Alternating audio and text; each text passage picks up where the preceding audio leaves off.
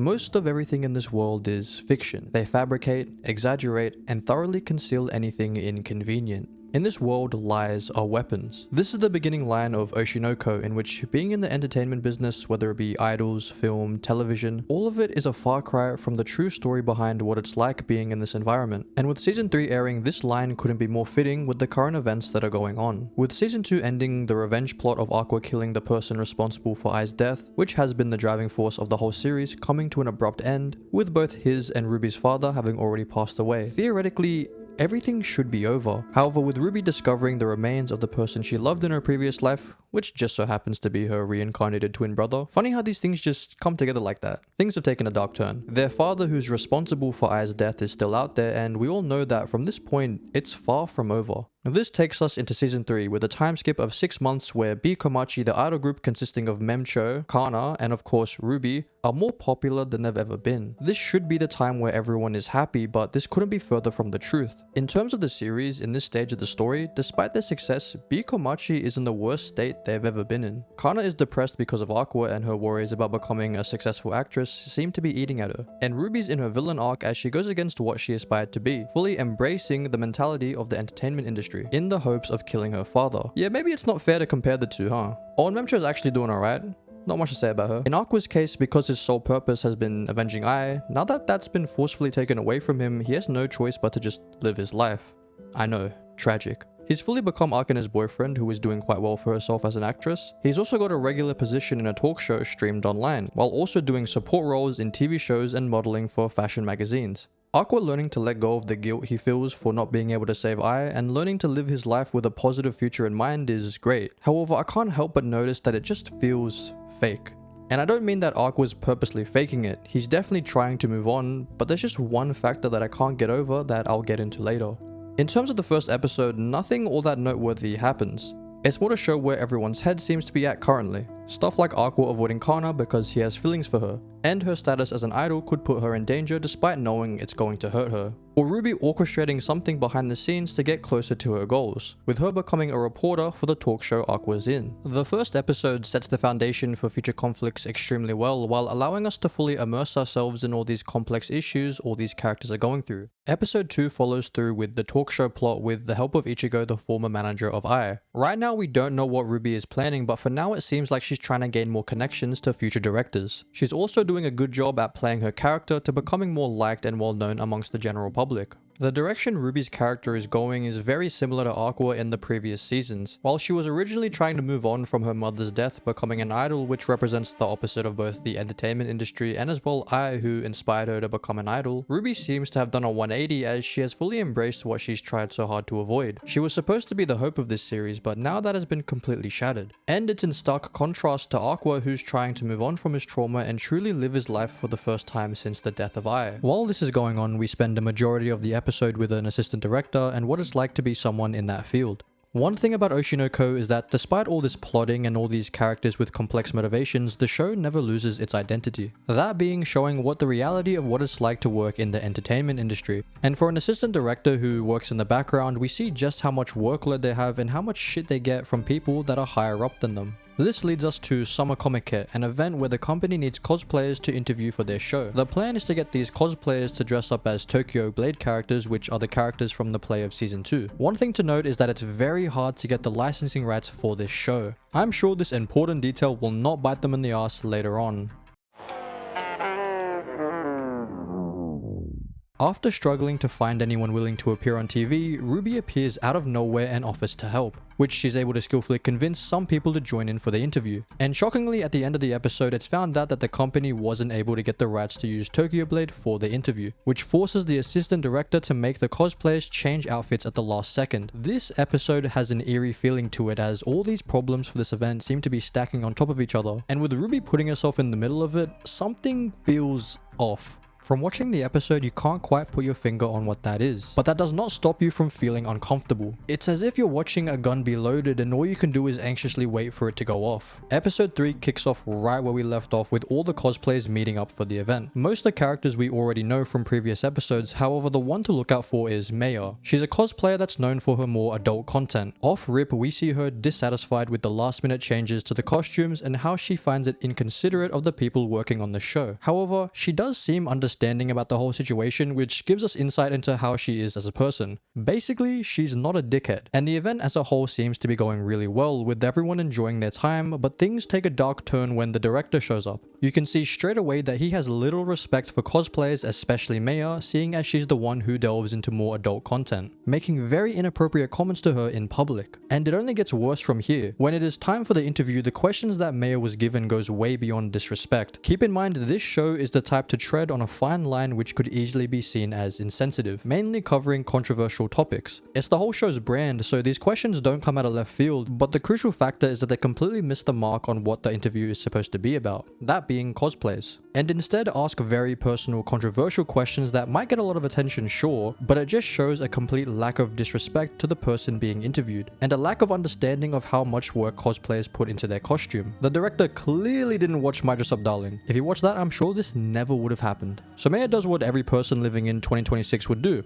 She rants about it online, going over all the issues with the production and the lack of respect towards cosplayers. And as you can imagine, the blowback sent waves across social media. Everyone was on Maya's side and the show was in deep shit, especially the director. With the type of attention this was getting, it wouldn't be a surprise if the director got fired or even if the show got cancelled. With everything in utter chaos, the whole situation feels hopeless. But who better than the hope of the series to come in and save the day? Ruby appears in front of the assistant director with an idea for the next episode that'll fix everything. Every time the assistant director has been in trouble, Ruby always seems to appear out of the blue. It's almost as if she isn't human. We never see her walk up to him or see things from her perspective. It's as if she's this outer-worldly creature always seeming to appear at crucial moments. That takes us to the episode where the topic being covered is the show itself, going over the controversy and bringing Maya as a guest to say her piece. This whole thing is suspicious as you can feel everyone being pulled in by Ruby. She plays her character masterfully and orchestrated this whole episode. But the real question is why? How does this episode bring her closer to her goals? Well, in the episode we're given more clarity on the situation, about why the rights to Tokyo Blade are hard to get, and as well bring light to the production issues that cause problems for the cosplayers. And also goes over the lack of respect shown to Maya not only as a cosplayer but also as a person. The whole thing seems to be going really well, with Maya even willing to delete the tweet as long as this type of thing never happens again. However, Ruby doesn't allow it. She takes the initiative and forces everything into her hands, which leads us to this situation in which the director dresses up in cosplay in a costume he personally made and apologizes. This experience not only made Maya forgive the director but also allowed the director to broaden his views and understanding of how hard cosplaying actually is. The whole controversy is resolved and everything has been sorted out. With such a positive ending, why does everything just feel off?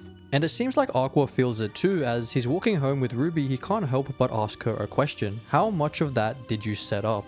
And with an innocent smile hiding her true feelings, you come to the realization that everything that happened in the last 2 episodes were planned for her to reach this point. I said earlier that Ruby is heading in the same direction as Aqua, but the methods they go about it are completely different. While Aqua works in the shadows and seizes opportunities when they arise, such as manipulating Akane to falling in love with him, he never goes out of his way to pull the strings like Ruby. Ruby works in the open for everyone to see. She's a wolf in sheep's clothing, skillfully playing her part and manipulating everyone. She's far more terrifying than Aqua could ever be, and she does this effortlessly like it's second nature. Episode 4 is where everything is laid bare. Ruby, who's been a mystery these past couple episodes, is finally truthful about her intentions. Her plans to make it big in this industry are dependent on the people willing to hire her, so while she could be nice to assistant directors and wait till they become more important, she doesn't have the time for that. Remember, she has a dad that she needs to kill, so by doing this elaborate scheme, she was able to at least get the director of the show to favor her. Ruby was able to accomplish this through observation and anticipation. She observed that the show had a reputation of people having issues with the show's production methods, i.e. its controversial content. She observed the director was a bit behind on the times, and observed from her knowledge of Maya being known for controversy, and anticipated that those two would eventually clash. We see how negative she actually thinks of Maya, going as far as to say she hates her despite how kindly Ruby treated her. This whole situation shows Aqua what Ruby has become, and all he can feel is a sense of disappointment. He tried so hard to make sure she stayed innocent, but when you're in an industry where being fake leads to success, it was only a matter of time before she became corrupted. This scene was a flood of emotions, but at the end of the day, Aqua can't really say much as Ruby technically isn't wrong. And it's proven as we were given another 6-month time skip as we see all the recognition she's receiving now. She's getting awards, more work, becoming more and more famous as time goes on. Ruby is taking the entertainment industry by storm and she's not slowing down. Even Memcho and Kana, who were originally more recognizable than Ruby, have become viewed as less important in the idol scene. This leads to Aqua tracking down Ichigo as he figured out that the one helping Ruby is him. We see Aqua try to figure out Ichigo's intentions, but in reality he has no nefarious intentions. He's simply helping her because of Miyako. And this is where Ichigo comes clean about his goal: to kill Aqua and Ruby's father. Of course Aqua has figured out that his father is already dead and that there's no need for revenge anymore. But we all know that in reality Ai's killer is still out there, and this aspect is actually very important for Aqua's character. From the moment Ai died, he blamed himself for her death. He was murdered by the same person that killed Ai, so he should have realized that he'd eventually try and kill her too. And because of this guilt, he felt he needed to atone. He has no right to live a normal life anymore because of this. That's why he's so consumed with revenge. It's his only way of making things right for allowing Ai to be killed. But the thing is, in reality, he wants to live a normal life. He wants to be happy and live with all the people he cares about, but the trauma and guilt force him to feel this sense of duty that he has to accomplish his revenge. It's why Aqua was so quick to come to the conclusion that his father is dead. He never even considered asking himself, what if his half-brother's mum cheated on her husband? Why was there a double suicide in the first place? When did he actually die, and does it align with after I died?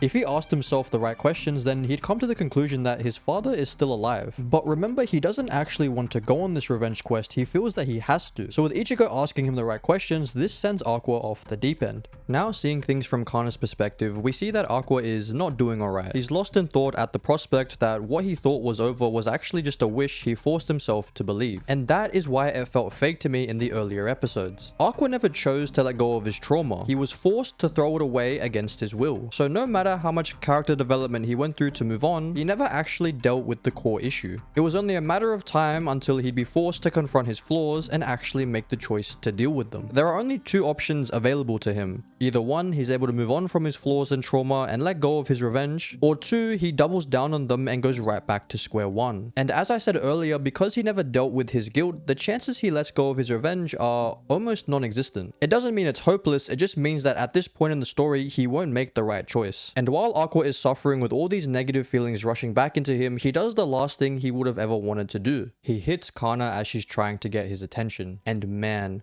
what Kana says after broke me. Did I do something to make you hate me so much? Kana blames herself for Aqua avoiding her, for Aqua hitting her. She thinks it's all her fault and that it was her actions that led to Aqua hating her. Kana is personally my favorite character in the show, so to see her go through anything negative is just heartbreaking. And unfortunately, things don't get any better in later episodes. We then get some Akane screen time as she's accepting her award for Rookie of the Year. At the start, it doesn't seem like much. We see people congratulating her, we see her receive flowers, but as it plays on, the director of Lalala mentions a person who used to be a member that had the same spark that Akane does, which makes her curious. She receives copies of old footage in which we see a kid who looks exactly like Aqua. We get insight into Akane's mind as she puts all the pieces together, and that is when the truth is revealed. The true father of Aqua and Ruby is a man named Kamiki Hikaru, who got Ai pregnant when he was only 15. And he is the one responsible for Ai's death. After all this time, we finally figured out who their father is, and now the stage is set. It looks like we are heading closer and closer to the end. To make more sense of this, we need to head into episode 5. Kicking off right where we left off, we see Akane further analyzing the situation, even talking about Aqua's half-brother, and how Hikaru would have been 11 years old when he was conceived. Holy shit.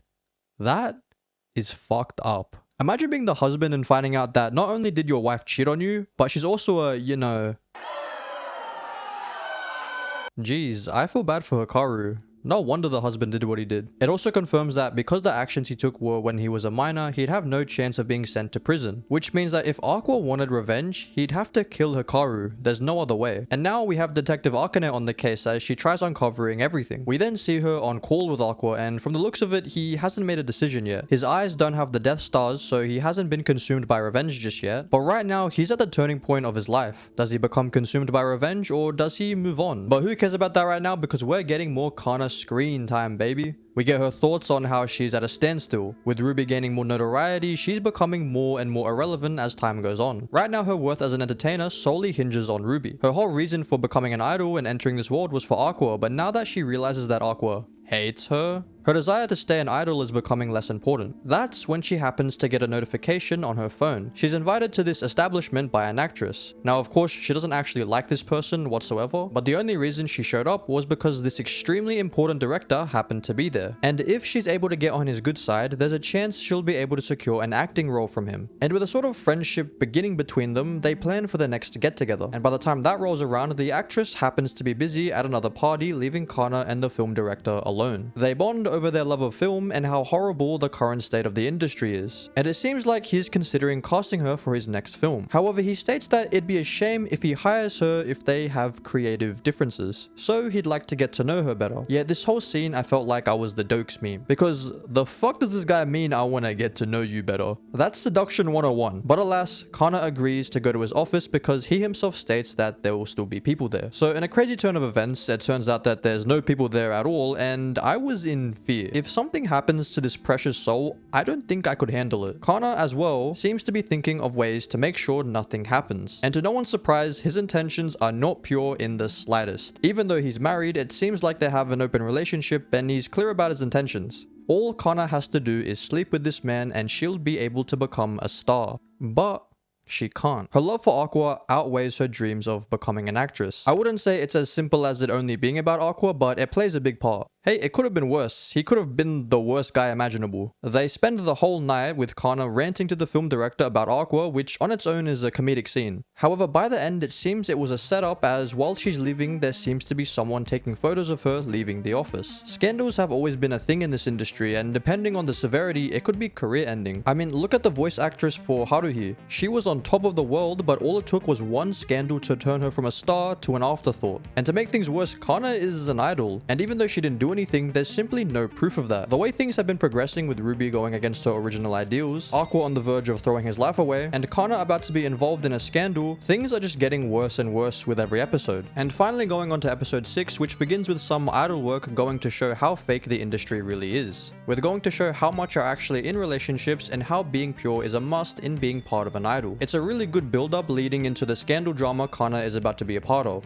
And of course, this bitch from earlier is actually the one who set up this whole situation to throw Kana under the bus. When we do actually get to see Kana, we see that she's close to her limit as an idol. You can really see Memcho trying really hard to cheer her up, but with issues this severe, it's not so simple to solve. The whole reason Kana became an idol was because of Aqua. Her whole reason for staying an idol was to make Aqua obsessed with her. At the end of the day, her true dream is to become an actress. However, the only reason she has any sort of relevancy is because of her position as an idol. If she ever made the choice to quit being an idol, there's a high probability that she'll never make her dreams a reality. And to throw even more weight onto her shoulders, she's approached by a reporter, the same person who took photos of her leaving the director's office. Kana's not stupid, so her finding out that there's going to be an article made about this sends her into a panic. She's desperately trying to think of what to say, but ultimately the cards are stacked against her. Even though she didn't do anything, who in the world is going to believe that? So with the decision clouded completely by emotions, she desperately tries to run away without saying a word. We see her in distress as she thinks of the situation, about all the problems that will come from this. I mean, when you find out your whole world is going to implode on itself, what other reaction would you have? She forgets her bag and aimlessly walks away. We see everyone in a panic as they try to search for Kana, but with no way to contact her, even going out to look for her is just guesswork.